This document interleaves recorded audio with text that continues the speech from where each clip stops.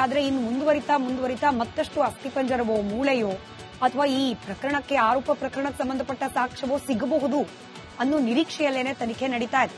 ಆದ್ರೆ ಈ ಪ್ರಕರಣದ ತನಿಖೆ ಹಾಗೆ ಇದನ್ನೊಂದು ಲಾಜಿಕಲ್ ಎಂಡ್ಗೆ ತೆಗೆದುಕೊಂಡು ಹೋಗೋದು ಸುಲಭದ ವಿಚಾರ ಅಲ್ಲ. ಯಾಕಂದ್ರೆ ಕ್ರೈಮ್ ನಡೆದಿದೆ ಅಂತ ಹೇಳಲಾಗ್ತಾ ಇರೋದು ನಿನ್ನೆ ಮೊನ್ನೆಯಲ್ಲ. ದಶಕಗಳ ಹಿಂದೆ ಅತ್ಯಾಚಾರ ಆಗಿದೆ, ದಶಕಗಳ ಹಿಂದೆ ಕೊಲೆ ಆಗಿದೆ, ಅನೇಕ ವರ್ಷಗಳ ಕಾಲ ಹೀಗೆ ಆಗ್ತಾ ಇತ್ತು ಈ ಜಾಗದಲ್ಲಿ. ಆ ಎಲ್ಲಾ ಶವಗಳನ್ನ ನಾನೇನೆ 2014ನೇ ಇಸ್ವಿವರೆಗೂ 1990ರ ದಶಕದಿಂದ 2014ನೇ ಇಸ್ವಿವರೆಗೂ ನಾನೇ ದಫನ್ ಮಾಡಿದ್ದೆ ಅಂತ ಹೇಳಿ ಈ ವ್ಯಕ್ತಿ ಆರೋಪ ಮಾಡಿದ್ದಾನೆ. ಈತನ ಆರೋಪದ ಆಧಾರದ ಮೇಲೆನೆ ತನಿಖೆ ನಡೀತಾ ಇದೆ. ತನಿಖೆಯ ಭಾಗವಾಗಿ 15 ಮೂಳೆ ಈವರೆಗೂ ಸಿಕ್ಕಿದೆ. ಆದ್ರೆ ಅತ್ಯಾಚಾರ ನಡೆದಿತ್ತಾ ಅಥವಾ ಅತ್ಯಾಚಾರದ ಯತ್ನ ನಡೆದಿತ್ತಾ ಇದಕ್ಕೆ ಈವರೆಗೂ ಯಾವುದೇ ರೀತಿಯ ಗುರುತು ಅಥವಾ ಸಾಕ್ಷ್ಯ ಸಿಕ್ಕಿಲ್ಲ. ಸಿಗೋದು ಕಷ್ಟ. ಯಾಕಂದ್ರೆ ಫೋರೆನ್ಸಿಕ್ ಎಕ್ಸ್ಪರ್ಟ್ಗಳೇ ಹೇಳೋ ರೀತಿಯಲ್ಲಿ ವರ್ಷಾನ್ಗಟ್ಲೆ ಕಳೆದು ಬಿಟ್ಟಿದ್ರೆ ಅದಕ್ಕೆ ಅಂದ್ರೆ ಈ ಅತ್ಯಾಚಾರದ ಆರೋಪಕ್ಕೆ ಪೂರಕವಾದ ಸಾಕ್ಷ್ಯಗಳನ್ನ ನಾವು ಆ ಕಳೆ ಬರದಿಂದ ಪತ್ತೆ ಹಚ್ಚೋದು ಕಷ್ಟ ಸಾಧ್ಯ. ಇತ್ತೀಚಿನ ಕಳೆ ಬರ ಆದ್ರೆ ಸತ್ಯಾಂಶ ಹೊರಗೆ ಬರೋದು ಕಷ್ಟ ಅಲ್ಲ. ಅನ್ಲೆಸ್ ಡೆಲಿಬರೇಟ್ ಆಗಿ ಯಾರಾದ್ರೂ ಸಾಕ್ಷ್ಯನಾಶದ ಪ್ರಯತ್ನ ಮಾಡಿದ್ರೆ ಮಾತ್ರ ರೀಸೆಂಟ್ ಪ್ರಕರಣಗಳಲ್ಲೂ ಕೂಡ ಎಕ್ಸಾಮಿನೇಷನ್ ನಂತರದಲ್ಲಿ ಸತ್ಯವನ್ನ ಹೊರಗಿಡೋದು ಕಷ್ಟ ಆಗತ್ತೆ. ಆದ್ರೆ ಈ ಕಳೆ ಬರ ಹಳೇದಾಗ್ಬಿಟ್ರೆ ಇಡೀ ಅಸ್ಥಿಪಂಜರವೂ ಸಿಗದಲೆ ಕೇವಲ ಅಲ್ಲೊಂದು ಇಲ್ಲೊಂದು ಮೂಳೆಗಳು ಸಿಕ್ಕಿದ್ರೆ ಈ ಪ್ರಕರಣದಲ್ಲಿ ಎಷ್ಟೇ ಸೈಂಟಿಫಿಕ್ ಆಗಿ ತನಿಖೆಯನ್ನ ನಡೆಸಿದ್ರೂ ಕೂಡ ಒಂದು ಪ್ರಾಪರ್ ಎವಿಡೆನ್ಸ್ ಸ್ಟೇಟ್ಮೆಂಟ್ಗಳನ್ನ ಹೊರತುಪಡಿಸಿದ್ರೆ ಸೈಂಟಿಫಿಕ್ ಎವಿಡೆನ್ಸ್ ಗಳನ್ನ ಈ ಪ್ರಕರಣದಲ್ಲಿ ಮುಂದಿಡೋದು ಕಷ್ಟ ಸಾಧ್ಯ. ಕೆಲ ಅಸ್ಥಿಪಂಜರಗಳು ಸಿಗ್ದಲೇನೆ ಇರಬಹುದು. ಈತ 300ಕ್ಕೂ ಹೆಚ್ಚು ಅಂತ ಹೇಳಿ ಲೆಕ್ಕ ಕೊಡ್ತಾನೆ. ಅಟ್ಲೀಸ್ಟ್ 3 ಅಥವಾ 30 ಸಿಗುತ್ತಾ ಅದೇ ಅನುಮಾನ ಇದೆ ಇಷ್ಟು ವರ್ಷಗಳ ನಂತರದಲ್ಲಿ. ಇನ್ನು ಈ ರೀತಿಯಾಗಿ ಮೂಳೆ ಸಿಕ್ಕಿದ್ರೂ ಕೂಡ ದೇಹದ ಯಾವುದೋ ಭಾಗದ ಮೂಳೆ ಸಿಕ್ಕರೆ ತನಿಖೆಗೆ ಪೂರಕವಾಗತ್ತಾ ಅಲ್ಲೂ ಕೂಡ ಟ್ವಿಸ್ಟ್ ಇದೆ. ಸಿಕ್ಕಿದ್ರೆ ತಲೆಬುರುಡೆ ಅಥವಾ ತೊಡೆ ಭಾಗದ ಮೂಳೆ, ಕಾಲಿನ ಮೂಳೆಗಳು ಇವು ಪರೀಕ್ಷೆಗೆ ಬಹಳ ಪ್ರಮುಖವಾದ ಪಾತ್ರವನ್ನ ನಿರ್ವಹಿಸುತ್ತೆ. ಅದರಲ್ಲೂ ಕೊಲೆ ಯತ್ನ ಈ ರೀತಿಯಾದ ಪ್ರಯತ್ನ ನಡೆದಿದ್ರೆ ಈ ಮೂಳೆಗಳು ಸಾಕ್ಷಿಯಾಗಬಲ್ಲದು. ಹೇಗೆ? ಮೂಳೆಗಳ ಮೇಲೆ ಪೆಟ್ಟು ಬಿದ್ದಿರುತ್ತೆ. ಪೆಟ್ಟು ಬಿದ್ದಿದ್ರೆ ಆ ಪೆಟ್ಟಿನ ಕುರುಹುಗಳು ಇನ್ನೂ ಉಳಿದಿದ್ರೆ ಆ ಮೂಲಕ ಅದನ್ನ ಕಂಡುಹಿಡಿಯಬಹುದಾಗತ್ತೆ. ವಿಷ ಕೊಟ್ಟು ಕೊಂದಿದ್ರೂ ಕೂಡ ಅದರ ಕೆಲ ಅಂಶಗಳು ಆ ಮೂಳೆಯಲ್ಲಿ ಉಳಿದಿರುವ ಸಾಧ್ಯತೆಗಳಿರತ್ತೆ. ಮೂಳೆ ಮೇಲೆ ಪೆಟ್ಟೆ ಆಗದೆ ಇದ್ರೆ ವರದಿ ನೀಡೋದು ಕಷ್ಟ ಆಗತ್ತೆ. ಈಗ 15 ಮೂಳೆ ಸಿಕ್ಕಿದೆ, ಆದ್ರೆ ಎಕ್ಸಾಮಿನೇಷನ್ ಆಗಬೇಕು. ಅದು ಮಹಿಳೆಯದ್ದೋ ಪುರುಷನದ್ದೋ ಹೇಗೆ ಸತ್ರು ಅನ್ನೋದು ಕಂಡುಹಿಡಿಬೇಕಲ್ಲ, ಯಾವಾಗ ಸತ್ರು ಅನ್ನೋದು ಕಂಡುಹಿಡಿಬೇಕಲ್ಲ. ಆ ಸಂದರ್ಭದಲ್ಲಿ ಈ ರೀತಿಯ ಪೆಟ್ಟೋ, ವಿಷಪ್ರಾಶನವೋ, ಮತ್ತೊಂದು ಮಗದೊಂದು ಅದರ ಡೀಟೇಲ್ಸ್ ಅನ್ನ ಈ ವರದಿಯಲ್ಲಿ ಉಲ್ಲೇಖ ಮಾಡೋದು ಬಹಳ ಮುಖ್ಯವಾಗುತ್ತೆ. ಈಗ ಸಿಕ್ಕಿರೋದು ಅಲ್ಲಿರುವ ತಜ್ಞರ ಪ್ರಕಾರ, ಆ ತಜ್ಞರು ಹೇಳಿದ ಮಾಹಿತಿಯನ್ನ ಬಲ್ಲ ಮೂಲಗಳು ಮಾಧ್ಯಮಗಳಿಗೆ ಕೊಟ್ಟಿರೋ ಆ ಪ್ರಕಾರ ಓರ್ವ ಪುರುಷನ ಮೂಳೆಗಳು. ಆ ವ್ಯಕ್ತಿ ಯಾವಾಗ ಸತ್ತ ಅನ್ನೋದರ ಆಧಾರದ ಮೇಲೆ ತನಿಖೆ ನಡೆಯುತ್ತೆ. ರೀಸೆಂಟ್ ಆಗಿ ಸತ್ತಿದ್ದು ಅಂತಾದ್ರೆ ಬಹುಶಃ ಈತ ಮಾಡ್ತಾ ಇರುವ ಆರೋಪ ಏನಿದೆ ಈ ಮುಸುಕುದಾರಿ, ಅದಕ್ಕೂ ಈ ಮೂಳೆಗಳಿಗೂ ಸಂಬಂಧ ಇಲ್ಲದೆ ಹೋಗಬಹುದು. ಅಥವಾ ಈತ ದಶಕಗಳ ಹಿಂದೆ ಸತ್ತ ವ್ಯಕ್ತಿ ಅನ್ನೋದಾದ್ರೆ ಯಾವ ಕಾರಣಕ್ಕೆ ಸತ್ತ ಅನ್ನೋದನ್ನ ಕೂಡ ಕಂಡುಹಿಡಿಬೇಕಾಗತ್ತೆ. ಯಾರೀತ ಅನ್ನೋದನ್ನ ಕೂಡ ಕಂಡುಹಿಡಿಬೇಕಾಗತ್ತೆ. ತನಿಖೆ ನಾಳೆ ಕೂಡ ಮುಂದುವರಿಯೋದ್ರಿಂದ ಈ ಬಗ್ಗೆ ಕುತೂಹಲ ಉಳಿದೇ.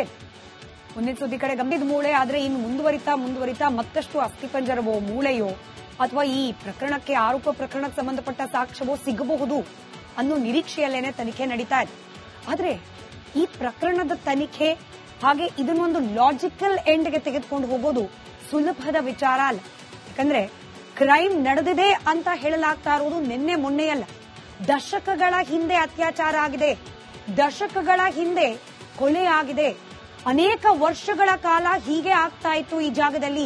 ಆ ಎಲ್ಲಾ ಶವಗಳನ್ನ ನಾನೇನೆ 2014ನೇ ಇಸ್ವಿವರೆಗೂ 1990ರ ದಶಕದಿಂದ 2014ನೇ ಇಸ್ವಿವರೆಗೂ ನಾನೇ ದಫನ್ ಮಾಡಿದ್ದೆ ಅಂತ ಹೇಳಿ ಈ ವ್ಯಕ್ತಿ ಆರೋಪ ಮಾಡಿದ್ದಾನೆ.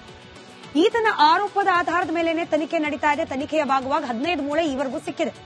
ಆದ್ರೆ ಅತ್ಯಾಚಾರ ನಡೆದಿತ್ತಾ ಅಥವಾ ಅತ್ಯಾಚಾರದ ಯತ್ನ ನಡೆದಿತ್ತಾ ಇದಕ್ಕೆ ಈವರೆಗೂ ಯಾವುದೇ ರೀತಿಯ ಗುರುತು ಅಥವಾ ಸಾಕ್ಷ್ಯ ಸಿಕ್ಕಿಲ್ಲ. ಸಿಗೋದು ಕಷ್ಟ.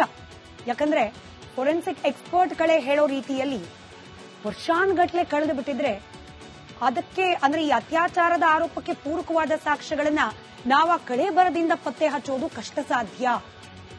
ಇತ್ತೀಚಿನ ಕಳೇಬರ ಆದ್ರೆ ಸತ್ಯಾಂಶ ಹೊರಗೆ ಬರೋದು ಕಷ್ಟ ಅಲ್ಲ. ಅನ್ಲೆಸ್ ಡೆಲಿಬರೇಟ್ ಆಗಿ ಯಾರಾದ್ರೂ ಸಾಕ್ಷ್ಯನಾಶದ ಪ್ರಯತ್ನ ಮಾಡಿದ್ರೆ ಮಾತ್ರ ರೀಸೆಂಟ್ ಪ್ರಕರಣಗಳಲ್ಲೂ ಕೂಡ ಎಕ್ಸಾಮಿನೇಷನ್ ನಂತರದಲ್ಲಿ ಸತ್ಯವನ್ನ ಹೊರಗಿಡೋದು ಕಷ್ಟ ಆಗತ್ತೆ.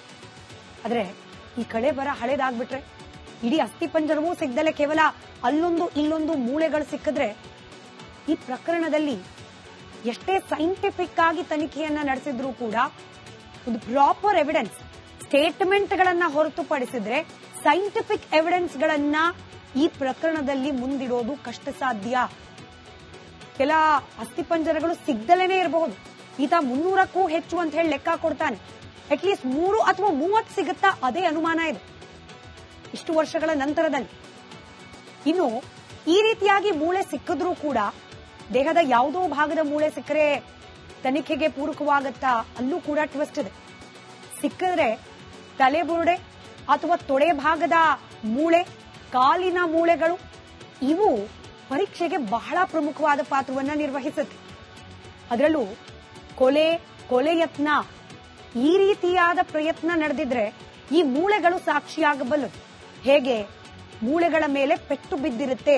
ಪೆಟ್ಟು ಬಿದ್ದಿದ್ರೆ ಆ ಪೆಟ್ಟಿನ ಕುರುಹುಗಳು ಇನ್ನೂ ಉಳಿದಿದ್ರೆ ಆ ಮೂಲಕ ಅದನ್ನ ಕಂಡುಹಿಡಿಯಬಹುದಾಗತ್ತೆ. ವಿಷ ಕೊಟ್ಟು ಕೊಂದಿದ್ರೂ ಕೂಡ ಅದರ ಕೆಲ ಅಂಶಗಳು ಆ ಮೂಳೆಯಲ್ಲಿ ಉಳಿದಿರುವ ಸಾಧ್ಯತೆಗಳಿರತ್ತೆ. ಮೂಳೆ ಮೇಲೆ ಪೆಟ್ಟೆ ಆಗದೆ ಇದ್ರೆ ವರದಿ ನೀಡೋದು ಕಷ್ಟ ಆಗತ್ತೆ. ಈಗ 15 ಮೂಳೆ ಸಿಕ್ಕಿದೆ, ಆದ್ರೆ ಎಕ್ಸಾಮಿನೇಷನ್ ಆಗಬೇಕು. ಅದು ಮಹಿಳೆಯದ್ದೋ ಪುರುಷನದ್ದೋ ಹೇಗೆ ಸತ್ರು ಅನ್ನೋದು ಕಂಡುಹಿಡಿಬೇಕಲ್ಲ, ಯಾವಾಗ ಸತ್ರು ಅನ್ನೋದು ಕಂಡುಹಿಡಿಬೇಕಲ್ಲ.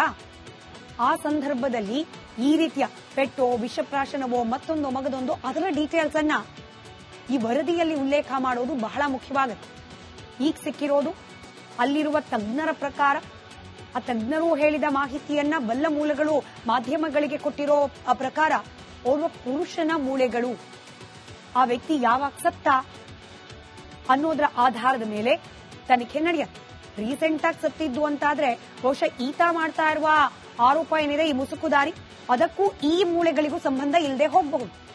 ಅಥವಾ ಈತ ದಶಕಗಳ ಹಿಂದೆ ಸತ್ತ ವ್ಯಕ್ತಿ ಅನ್ನೋದಾದ್ರೆ ಯಾವ ಕಾರಣಕ್ಕೆ ಸತ್ತ ಅನ್ನೋದನ್ನ ಕೂಡ ಕಂಡುಹಿಡಿಬೇಕಾಗತ್ತೆ. ಯಾರೀತ ಅನ್ನೋದನ್ನ ಕೂಡ ಕಂಡುಹಿಡಿಬೇಕಾಗತ್ತೆ. ತನಿಖೆ ನಾಳೆ ಕೂಡ ಮುಂದುವರಿಯೋದ್ರಿಂದ ಈ ಬಗ್ಗೆ ಕುತೂಹಲ ಉಳಿದೇ ಇದೆ. ಮುಂದಿನ ಸುದ್ದಿ ಕಡೆ ಗಂಭೀರ ಮೂಳೆ ಆದ್ರೆ ಇನ್ನು ಮುಂದುವರಿತಾ ಮತ್ತಷ್ಟು ಅಸ್ಥಿಪಂಜರವೋ, ಮೂಳೆಯೋ ಅಥವಾ ಈ ಪ್ರಕರಣಕ್ಕೆ ಆರೋಪ ಪ್ರಕರಣಕ್ಕೆ ಸಂಬಂಧಪಟ್ಟ ಸಾಕ್ಷ್ಯವೋ ಸಿಗಬಹುದು ಅನ್ನೋ ನಿರೀಕ್ಷೆಯಲ್ಲೇನೆ ತನಿಖೆ ನಡೀತಾ ಇದೆ. ಆದ್ರೆ ಈ ಪ್ರಕರಣದ ತನಿಖೆ ಹಾಗೆ ಇದನ್ನೊಂದು ಲಾಜಿಕಲ್ ಎಂಡ್ಗೆ